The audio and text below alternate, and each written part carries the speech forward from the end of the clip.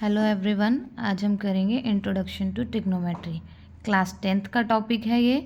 Trigonometry का meaning क्या होता है पहले हम वो डिस्कस करेंगे।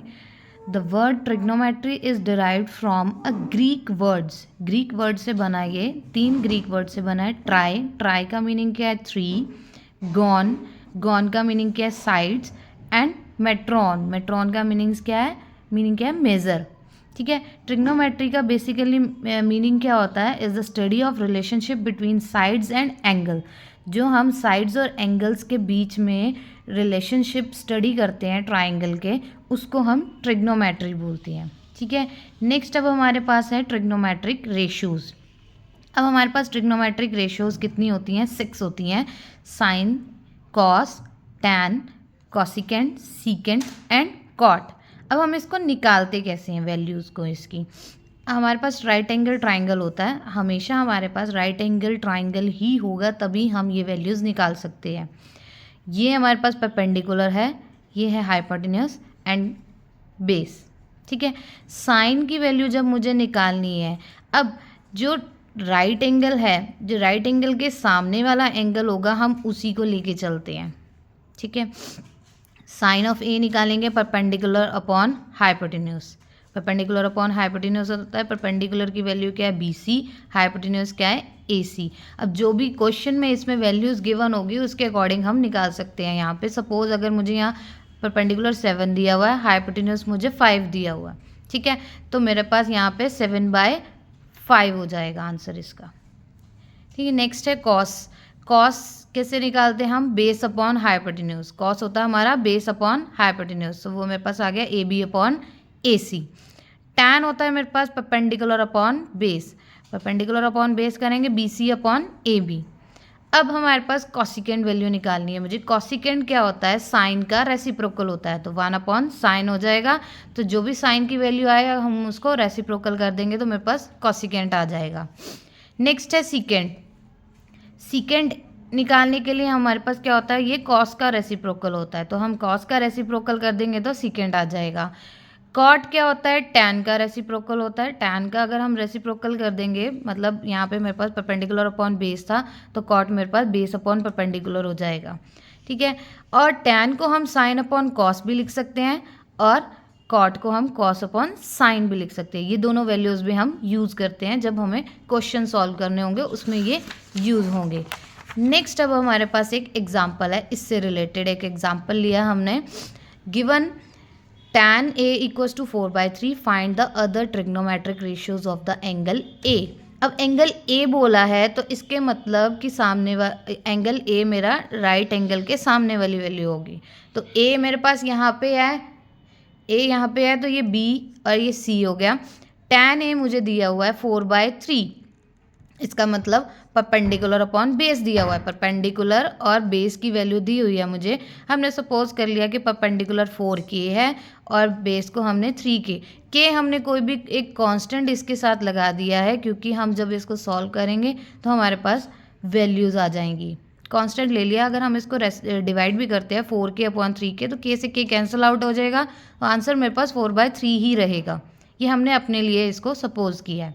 ठीक है। अब हमने आगे क्या करना है? पाइथागोरस थ्योरम लगानी है। पाइथागोरस थ्योरम क्या होती है? हाइपोटेन्यूस का square equals to perpendicular square plus base square, ये होती है पाइथागोरस थ्योरम।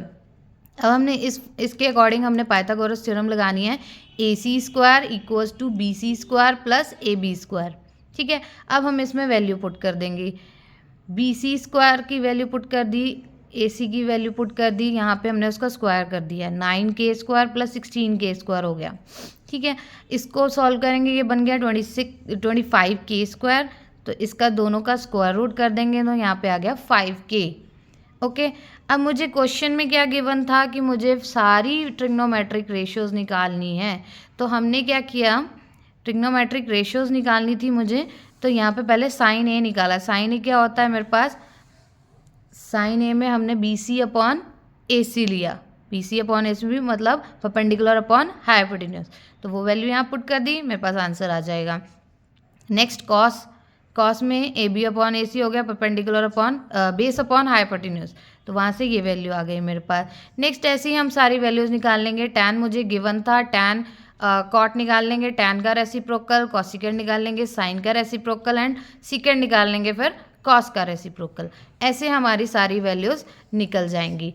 नेक्स्ट अब हमारे पास क्या टॉपिक आता है, नेक्स्ट है अब हमारे पास एक और एग्जाम्पल है, consider triangle A C B right angle at C. हमने उसको राइट एंगल लिया सी पे हमने उसको राइट एंगल लिया है। तो ए बी मेरे पास गिवन है 29 यूनिट्स, बी सी गिवन है 21 यूनिट्स और एंगल दिया हुआ है ए बी सी थीटा। ये एंगल मुझे थीटा गिवन है, तो इसका मतलब अकॉर्डिंगली हम थीटा के निकालेंगे।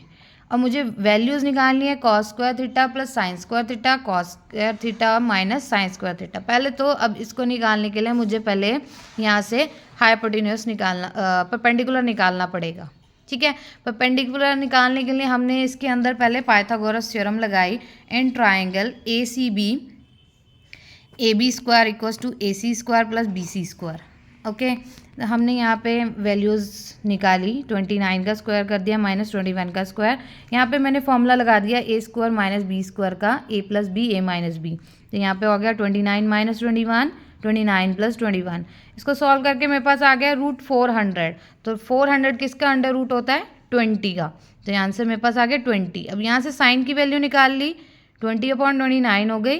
और कॉस की वैल्यू निकाल ली। कैसे निकाली हमने, यहाँ से इसके according A C upon A B मेरे पास साइन हो जाएगा और कॉस क्या हो जाएगा मेरे पास, B C upon A B, B C upon A B. तो मेरे पास ये कॉस आ गया। अब यही वैल्यूज़ हमने उस क्वेश्चन में पुट करनी है जो मुझे प्रूफ करना है। Cos square plus sine square में पुट किया, इसको सॉल्व कर लिया, एलसीएम ले लिया इसका, सॉल्व करके मेरे पास आंसर आ गया 1।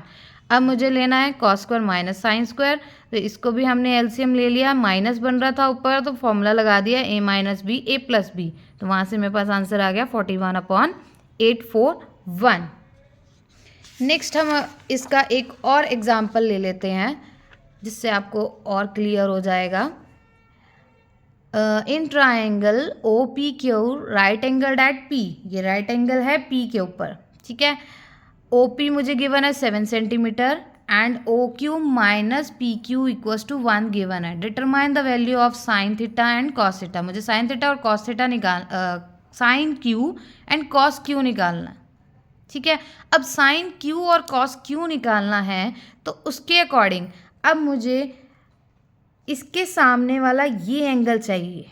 ठीक है, तो इसका मतलब बेस मेरे पास ये हो गया। अगर हम इसको सीधा करके बना लें, ऐसे करके इसको हम सीधा कर लेते हैं। तो जब हमने इसको सीधा किया तो ओ चला गया हमारा ऊपर। ठीक है, पी आ गया यहाँ पे और क्यू आ गया यहाँ पे। इसके रिस्पेक्ट में मुझे अब निकालना है, तो इसका मतलब जो पी क्यू है मेरे पास वो मेरा बेस बनेगा। ये बन गया बेस और ये बन गया परपेंडिकुलर और ये हाइपोटेन्यूज हो जाएगा। अब इसके अकॉर्डिंग हमें वैल्यूज़ निकालनी होगी यहाँ पे। ठीक है, अब इसके अकॉर्डिंग अब हम देखें तो हमारे पास क्या बनता है, ओ क्यू का square equals to O P square plus P Q square. ठीक है, अब ओ क्यू हम निकाल लेंगे। यहाँ से मुझे गिवन था O Q minus P Q equals to 1, तो ओ क्यू मेरे पास आ गया 1 प्लस पी क्यू। वो वैल्यू हमने यहाँ पे पुट करवा दी। नेक्स्ट अब हमारे पास क्या आता है, नेक्स्ट अब हमारे पास आता है यहाँ पे कि हमने इसका स्क्वायर कर दिया। तो ये बन गया 1 plus P Q square plus 2 P Q equals to O P square and P Q square. ये हमने फॉर्मूला लगा दिया इसके अंदर। इससे ये कैंसिल आउट हो गया, बचा क्या हमारे पास 1 plus 2 P Q equals to O P square. Next अब हमारे पास ओ पी स्क्वायर की वैल्यू मुझे गिवन थी 7, वो हमने यहाँ पुट करवा दी। इसको सॉल्व करके अब हमारे पास पी क्यू की वैल्यू आ गई 24। अब पी क्यू 24 आ गया, वो ये हमें दिया हुआ था, इसके अंदर 24 पुट करके ओ क्यू की वैल्यू निकाल ली हमने। तो वहाँ से अब हमारा साइन की वैल्यू भी निकल जाएगी और कॉस की वैल्यू भी निकल जाएगी, हम इसमें निकाल लेंगे। ठीक है, अब सेम ऐसा ही क्वेश्चन एक्सरसाइज 8.1 में भी है, 10th क्वेश्चन, जो इसी से रिलेटेड है। हमें इसी के अकॉर्डिंग ही उसको सॉल्व करना है। नेक्स्ट अब हमारे पास टॉपिक आता है ट्रिग्नोमेट्री का टेबल। ठीक है, अब हमारे पास ये टेबल आता है। अब इसको हमें लर्न करना पड़ता है सिर्फ 2 वैल्यूज़ को याद कर लो आप, साइन को और कॉस को, आगे बाकी सब अपने आप बन जाता है। जैसे साइन ऑफ 0 क्या होता है, 0। साइन 30 होगा 1/2। साइन 45 1/√2। साइन 60 √3/2। साइन 90 1। अब कॉस जब निकालना है तो हम उसको उल्टा लिखना स्टार्ट कर देंगे। यहाँ से ये आ जाएगा पहले 1, फिर √3/2, फिर 1/√2, फिर 1/2 एंड 0। ठीक है, ये सारी वैल्यूज़ हो गई। टैन क्या होता है, साइन अपॉन कॉस, तो हम इसको इससे डिवाइड कर देंगे, आंसर आ गया 0। इसको इससे डिवाइड किया तो आ गया 1/√3। इसको इससे डिवाइड किया 1, इसको इससे किया तो √3, और 1/0 जब हम करते हैं तो वो नॉट डिफाइंड होता है। ठीक है, अब ऐसे ही हमने कॉसिकेंड निकालना है, तो कॉसिकेंड में क्या होता है, साइन का रेसिप्रोकल। अब साइन की सारी वैल्यूज़ को हम रेसिप्रोकल कर देंगे, तो ये नॉट डिफाइंड हो गया, ये वाला 2 बन जाएगा, ये √2, 2/√3 और ये 1। ऐसे ही सीकेंड और कॉट को भी हम रेसिप्रोकल करके निकाल लेंगे। तो ये टेबल आपको लर्न करना पड़ता है। ठीक है, इससे रिलेटेड एक एग्जाम्पल मैंने लिया है कि if sine a - b = 1/2 cos a + b = 1/2। ठीक है, a + b की वैल्यू 0 से 90 के बीच में लाई करती है और a > b है, मुझे a एंड b की वैल्यू निकालनी है। ऐसा क्वेश्चन एक्सरसाइज में भी है, वो भी ऐसे ही सॉल्व होगा। साइन a - b = 1/2, तो 1/2 की क्या वैल्यू थी, किसकी वैल्यू थी 1/2, साइन 30 की, तो इसलिए हम यहाँ पे वैल्यू पुट कर देंगे साइन 30। तो साइन से साइन कैंसिल आउट हो गया और यहाँ रह गया a - b = 30।